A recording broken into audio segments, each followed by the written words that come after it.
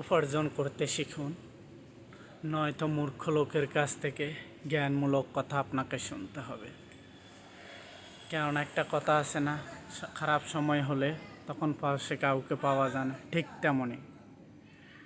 তাই আপনি উপার্জন করতে দিন দিন শিখুন, কেননা তাহলে মূর্খ লোক আপনাকে জ্ঞানমূলক বক্তব্য দিতে শুরু করবে, এটা এইভাবে করো, ওটা ওইভাবে করো।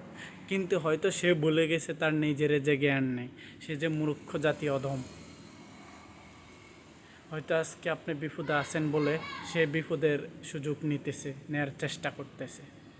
তাই উপার্জনের সময় হয়ে গেলে উপার্জনের দিকে রুখুন বা তার চেষ্টা করুন। তা না হলে আর মূর্খ লোকের কাছ থেকে জ্ঞানমূলক বক্তব্য আপনাকে শুনতে হবে না।